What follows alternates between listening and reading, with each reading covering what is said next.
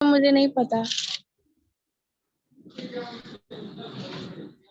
चले, यूं में आने के अलावा किसी को पता है? वॉइस, मुजम्मिल, अनस, आदम, माज, मुस्तफ़ा, आप में से किसी को पता है? अभी हम दोबारा से अचीव करेंगे उन तमाम चीज़ों को। मैं तो सिर्फ ओवरव्यू ले रहा हूँ कि अगर जहन में कुछ है तो।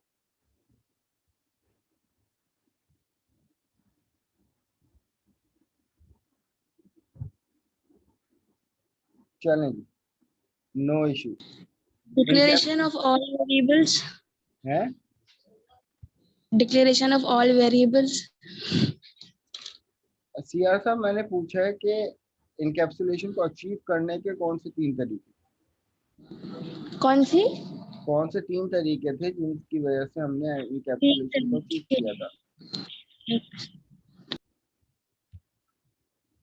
सर ये तो नहीं है कि पहले मेंबर्स जो आपके वेरिएबल्स हैं उनको प्राइवेट करना है या फिर आप अपने फंक्शंस को पहले प्राइवेट करें और फिर क्लास में प्राइवेट करें। हाँ हाँ, एक्सेस मॉडिफायर तो इस्तेमाल जी होते हैं सर। ना इनकैप्सुलेशन के लिए, लेकिन इनकैप्सुलेट करने के कौन से 3 तरीके थे? पहले ये कि आप सारे वेरिएबल्स को जो है वो प्राइवेट कर दें, उससे भी आपका जो डेटा है वो हाँ, तो बाइंड मैं हो वही जाएगा। कह रहा हूँ ना, प्राइवेट को इनकैप्सुलेट करने के कौन से 3 तरीके?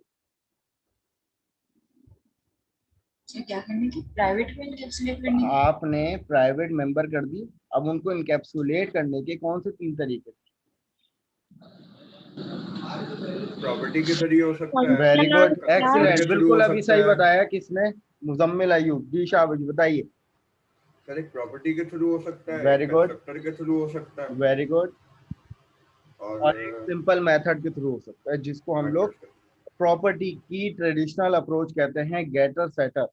वाइवा में हाँ एक सवाल जरूर हुआ था, और जिससे हुआ था वो भी मुझे पता है कि जनाब एक्सेसर्स क्या होते हैं। तो याद रखिएगा, एक्सेसर्स बने बनाए कीवर्ड हैं जो कि प्रॉपर्टीज में मिलते हैं, गेट सेट, ठीक है।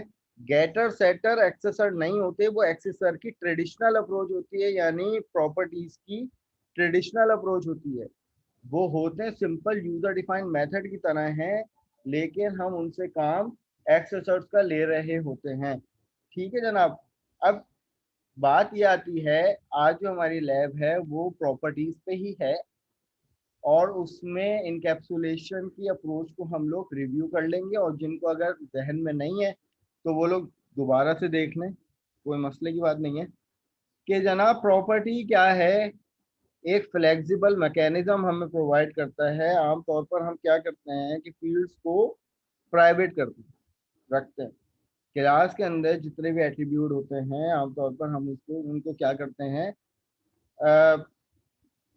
प्राइवेट रखते हैं। उसकी रीज़न ये होती है कि अगर हम डायरेक्ट, अगर मैं आप लोगों से पूछूं कि जनाब अगर मैंने फॉर एग्जांपल फील्ड, एक फील्ड है मेरे पास प्राइवेट इंटीजर आईडी के नाम से, तो अब आप सबको पता है कि भाई इस आईडी का scope with in the class ए होगा, ये बात भी सबको पता है। अब मैं अगर आप लोगों से चाहता हूं कि भाई ये कुछ ऐसी लॉजिक इसमें प्रोवाइड कर दो कि यूजर जब भी आईडी में वैल्यू प्रोवाइड करे तो जनाब वो हमेशा पॉजिटिव वैल्यू हो, जीरो या नेगेटिव वैल्यू ना हो। तो अब कोई तरीका ऐसा है कि आईडी को हम एक लॉजिक प्रोवाइड करें? वो जहन में आता है कि अगर मैं चाहता हूं कि इस आईडी के अंदर आनी ही वैल्यू एक पॉजिटिव वैल्यू आनी चाहिए, यूजर अगर नेगेटिव वैल्यू करे तो हमारे पास एक एरर आ जाए, यूजर डिफाइन एरर कोई भी बना दो।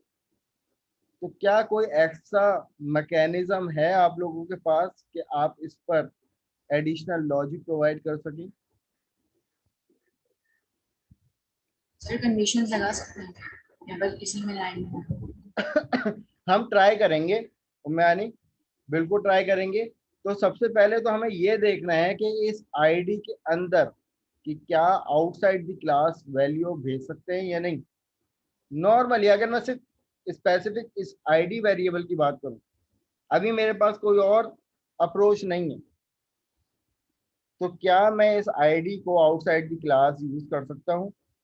देखो पब्लिक तो है ही पब्लिक ना, अगर मैं इसको पब्लिक कर दूंगा तो वो तो ठीक है भाई, कहीं भी एक्सेस करो, यूजर अपनी मर्जी से उल्टी सीधी वैल्यू डाले, लेकिन हमें इस पर एक लॉजिक प्रोवाइड करनी है कि जनाब आईडी की वैल्यू विल ऑलवेज पॉजिटिव। ना तो यूजर जीरो एंटर कर सके, ना तो यूजर जो है वो नॉन पॉजिटिव वैल्यू एंटर कर सके, यानी less than zero which is negative. तो क्या कोई तरीकेकार है जनाब?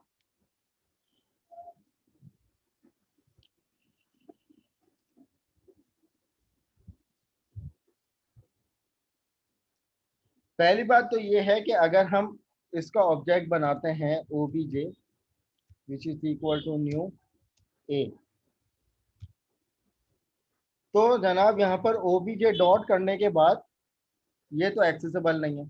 जब ये एक्सेसिबल नहीं है तो हम यहाँ पर कोई कंडीशन भी नहीं दे सकते कि भाई अगर obj डॉट करने के बाद अगर हम आईडी के वेरिएबल को यूज करें, तो जनाब छूटते ही हमारे जहन में ये चीज आती है कि जनाब आपने इसको प्राइवेट कर दिया, अब इसको वैल्यू प्रोवाइड करने के लिए या लॉजिक प्रोवाइड करने के लिए आपको कोई ना कोई स्कोप बनाना पड़ेगा।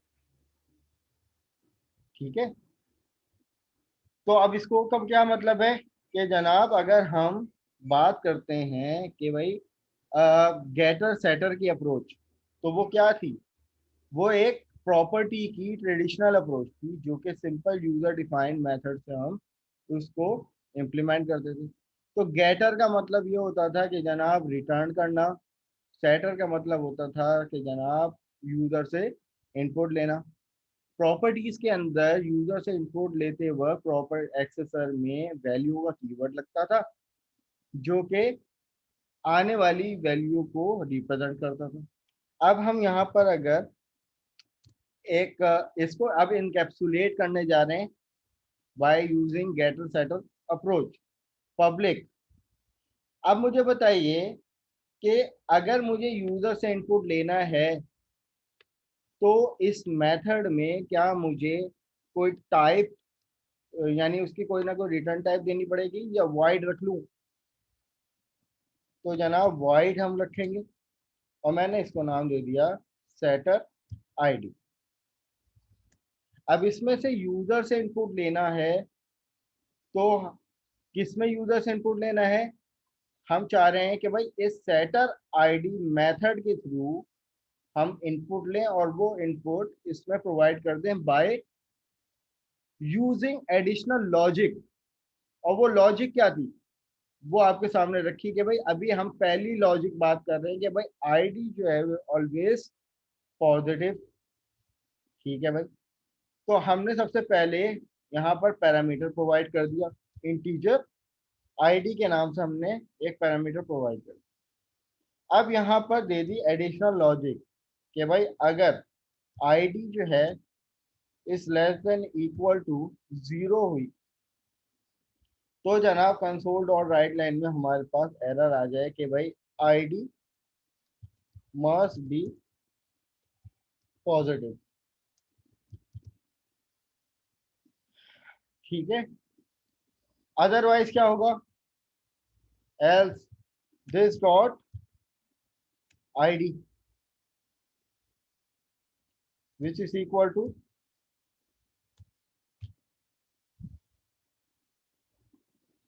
ये बात कितनों को समझ में नहीं आई?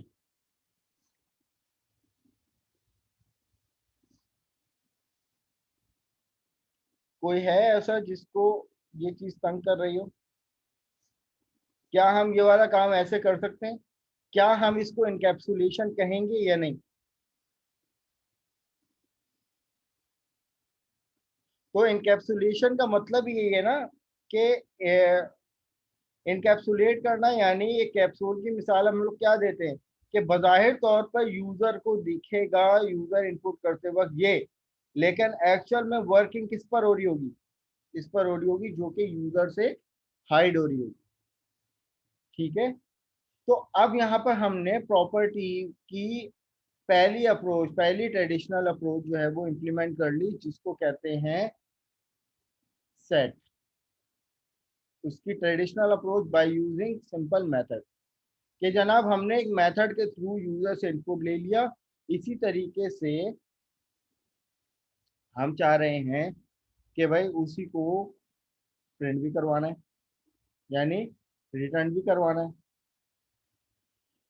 तो क्या हो कि भाई हमने यहाँ पर पब्लिक जो भी टाइप होगी वेरिएबल की, प्राइवेट वेरिएबल की, उसी टाइप का आप मेथड बना लो। इसको हम लोग यहाँ पर नाम दे देंगे गेटर आईडी, जो कि सीधा सीधा रिटर्न कर देगा, यूं कर लें आप लोग दिस डॉट आईडी, ताकि क्लियर हो।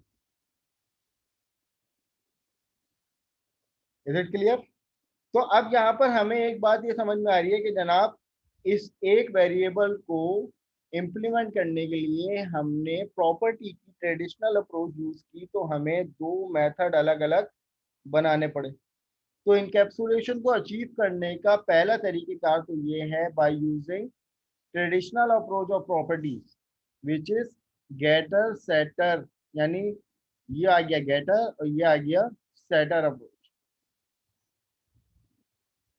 ठीक है, अब अगर हम यहाँ पे बात करते हैं, मेन में आते हैं, तो अब यहाँ पर हमें डायरेक्ट वैल्यू प्रोवाइड करनी। अब इन केस मैंने यहाँ पर वैल्यू प्रोवाइड कर दी ओबीजे डॉट करने के बाद सेटर आईडी, और इस सेटर आईडी में हमने जनाब value they the for example -100। तो अब मुझे आप लोग बताइए कि क्या इसको 100 प्रिंट करवाना चाहिए, -100 प्रिंट करवाना चाहिए या नहीं। तो हम यहाँ पर कंसोल और राइट लाइन ले लेते हैं, और ओबीजे डॉट करने के बाद ये आ गया गेटर आईडी। तो अब मुझे बताइएगा क्या समझते क्या होना चाहिए। सर इफ की कंडीशन में जाके वो बोलेगा कि आईडी मस्ट बी अप्रूव्ड। ठीक है, बिल्कुल ठीक है। तो यहाँ पे अगर देखा जाए तो सेटर आईडी में हमने यूजर से तो इनपुट ले लिया, अब यूजर से इनपुट तो यहाँ पे आ गया -100। तो अब इसके अंदर कंडीशन हुई है कि अगर आईडी की वैल्यू लेस देन या इक्वल टू 0 हुई तो जनाब ये कुछ ऐसा हो गया। ठीक है, तो अगर हम यहाँ पर सिर्फ इतना काम कर लें तो हमारे पास देखते हैं क्या आता है result. ID must be positive value. ठीक है, लेकिन अगर हम यहाँ पर वैल्यू तमीज से के दायरे में देते हैं, फॉर एग्जांपल जैसे कि मेरी आईडी थी स्टूडेंट आईडी 64430, तो अब यहाँ पर इसका आउटपुट देख लेते हैं। तो ये मेरे पास सीधी सीधी वैल्यू है। क्या मैं यहाँ पर 0 वैल्यू प्रोवाइड कर सकता हूँ? तो चलो ये भी देख लेते हैं। सर 0 तो हो सकता है, नहीं हो सकती ना, कंडीशन दी थी ना कि अगर लेस देन सर दोनों इक्वल चीजें प्रिंट हो गई। लेस देन इक्वल टू का मतलब यही है ना कि 0 हो सकता है और 0 से कम हो सकता है। हाँ, नहीं चाह हमने कंडीशन ये दी है ना कि अगर आईडी की वैल्यू 0 से सही है, कम सही और है, सही इक्वल है। होगी तो ये मैसेज आएगा। और सही उसने है, हमें बता भी दिया कि भाई यूजर का इनपुट क्या था, तो वो हमने यहाँ पर देख लिया। अब जनाब हमारे पास दूसरी कंडीशन है कि एक और हमने यहाँ पर फील्ड प्रोवाइड कर दी, पब्लिक स्ट्रिंग नेम के नाम से डिक्लेयर कर दी तो प्राइवेट। अब हम चाह रहे हैं कि भाई अगर हम इसको पब्लिक कर दें तो वो तो पब्लिकली इम्प्लीमेंट होगा। अब किसी का नाम कोई ऊट पटांग कुछ भी दे सकता है। हम चाह रहे हैं कि भाई अगर नेम की वैल्यू में अगर यूजर ने कुछ भी इंटर नहीं किया, ठीक है, अगर नेम की वैल्यू में यूजर ने कुछ भी इंटर नहीं किया तो जनाब वो वहां पर, यानी वो नल अलाउ ना करे, नेम कोई ना कोई नेम तो देना ही चाहिए, देना ही पड़ेगा। तो अब हमें यहाँ पर एक एडिशनल लॉजिक प्रोवाइड करनी पड़ गई इस नेम के एट्रीब्यूट में। तो दोबारा हमने वही काम किया कि अब ये दो गेटर और सेटर जो हैं वो हमने अप्रोच इम्प्लीमेंट की इसके लिए। तो यकीनन अगर अगर हम यहाँ पर गेटर और सेटर की अप्रोच यूज करेंगे तो हमें नेम के लिए भी दो अलग अलग मेथड बनाने पड़े। तो यहाँ पर इसकी इम्प्लीमेंटेशन क्या होगी कि पब्लिक वॉइड, यहाँ पर हमने नाम दे दिया सेटर नेम,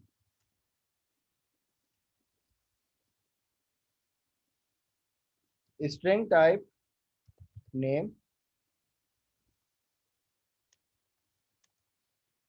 और यहाँ पर कंडीशन दे दी कि अगर name is equal to null हुआ या फिर और ऑपरेटर, अगर name is equal to null हुआ तो जनाब हमारे पास एरर आ जाए कि name can not be empty और नल। एल्स के ब्लॉक में आप डिफाइन कर दो कि जनाब this dot name this is equal to name.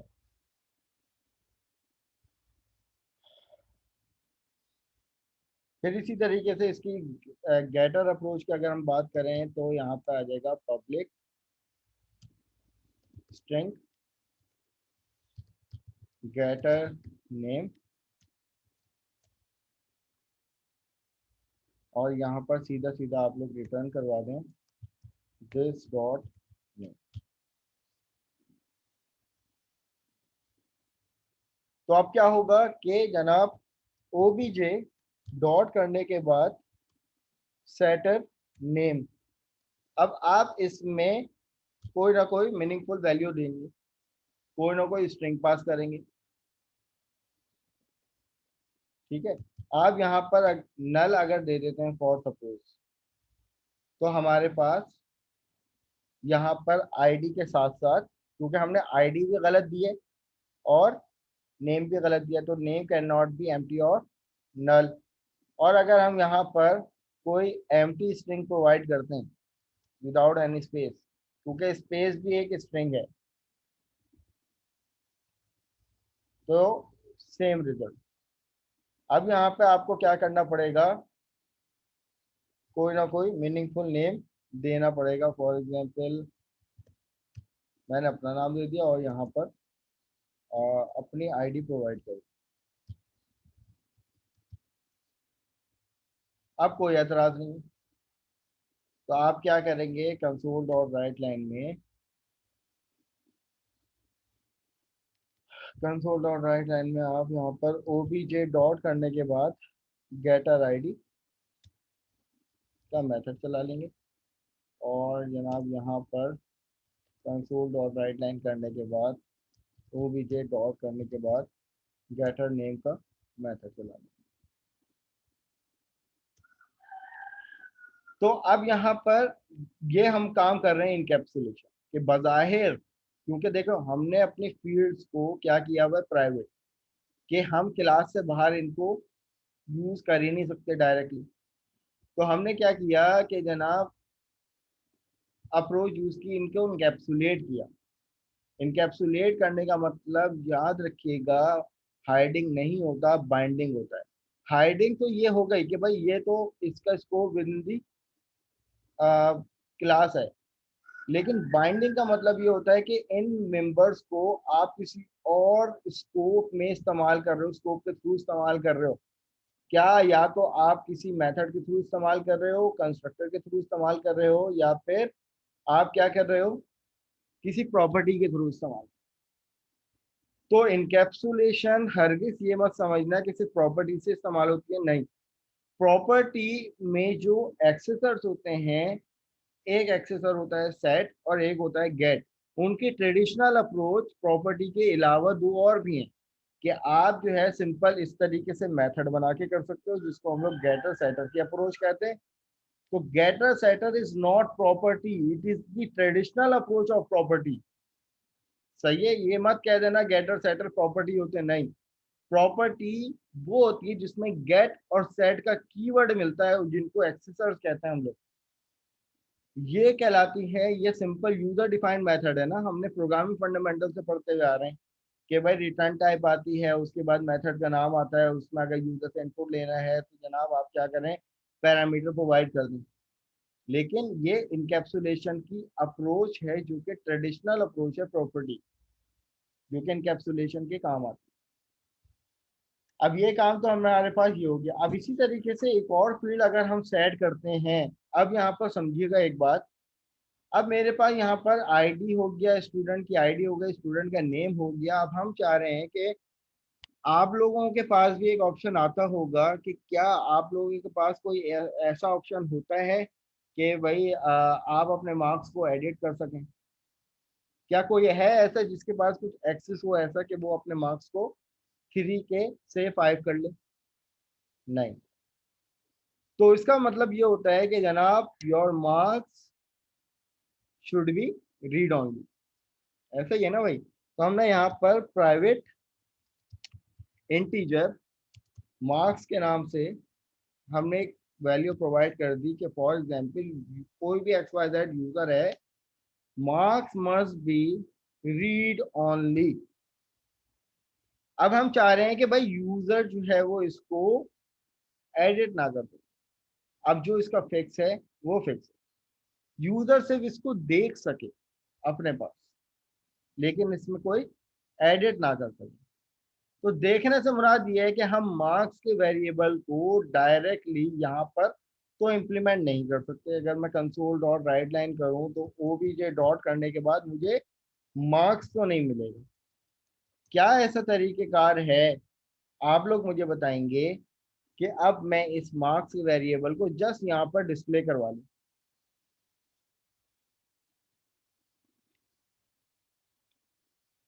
Ji students, ऐसा गेटर का मेथड बना दें। एग्जैक्टली ठीक है। तो आप यहाँ पे क्या करेंगे कि पब्लिक इंटीजर गेटर मार्क्स। अब इसमें एक चीज और आप लोगों को आई होप के पता होगी, नहीं पता होगी तो नो इशू, कि जनाब प्रॉपर्टीज की भी टाइप हैं, प्रॉपर्टीज की भी टाइप हैं।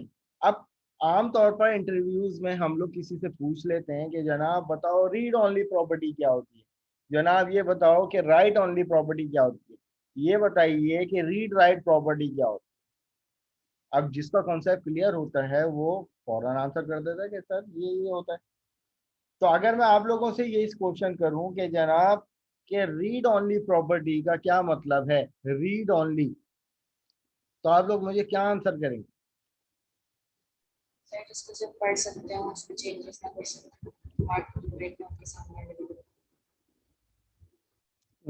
मैंने प्रॉपर्टी बताया ना, प्रॉपर्टी रीड ऑनली प्रॉपर्टी आप कैसे इस्तेमाल करेंगे, रीड ऑनली का मतलब क्या है, उसमें क्या ऐसा होगा?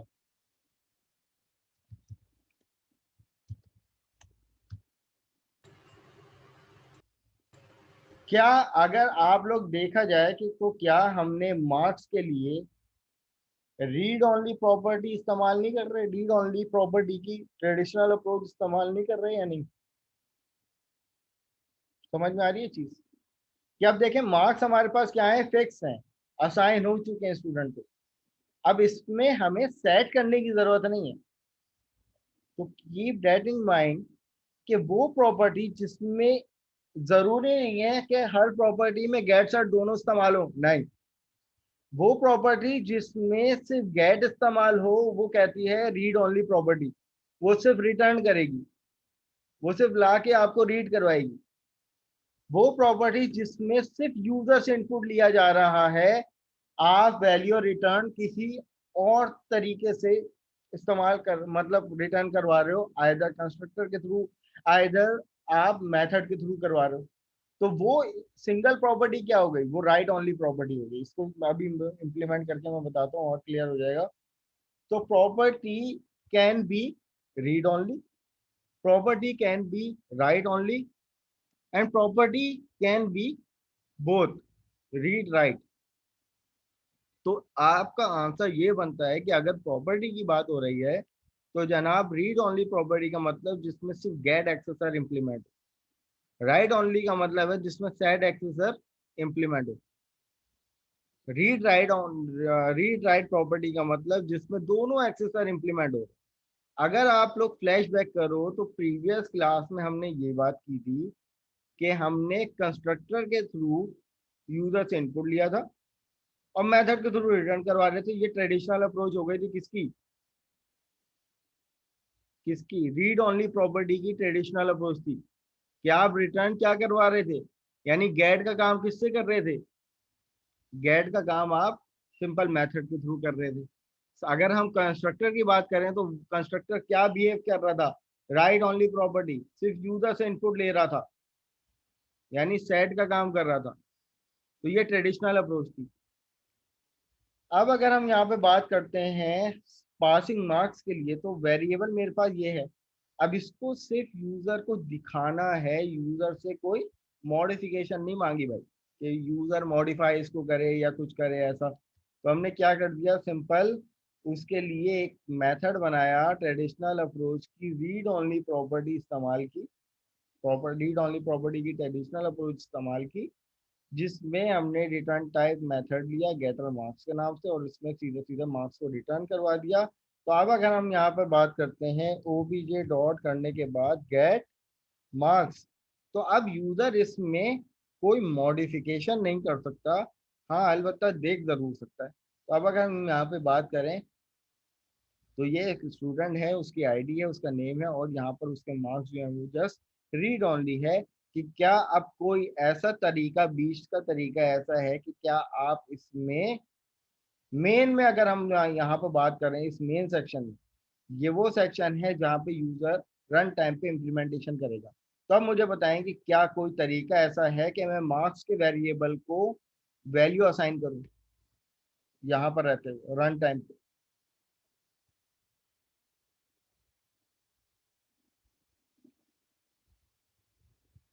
जी, जब तक के कोई प्रॉपर्टी या कोई मेथड नहीं बनेगा जो कि यूजर से इनपुट लेगा, तब तक के अब हमने यहाँ पर रिस्ट्रिक्शन लगा दी कि marks must be read only. ये चीज मुझे बताएं कि कितनों को समझ में आई। ये तो अभी हमने ट्रेडिशनल अप्रोच इस्तेमाल किया है ना, और अभी हम प्रॉपर्टी पे नहीं आए हैं। प्रॉपर्टी की ट्रेडिशनल अप्रोच इस्तेमाल किए कि जनाब प्रॉपर्टी में गेट सेट का काम करने के लिए जो एक सिंगल प्रॉपर्टी हमें गेट और सेट का काम करके देती है, उसी को इम्प्लीमेंट करने के लिए हमें दो अलग अलग मेथड बनाने पड़े।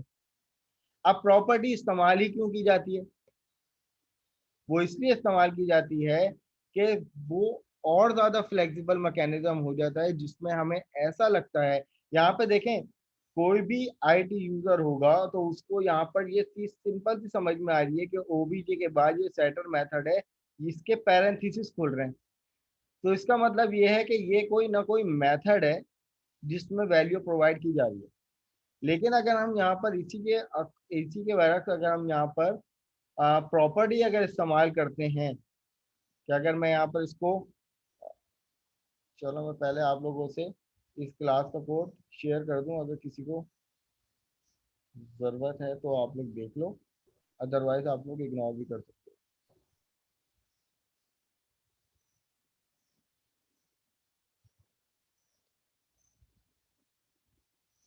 ठीक है, अब अगर हम यहाँ पर दोबारा से बात करते हैं किसकी, आईडी की।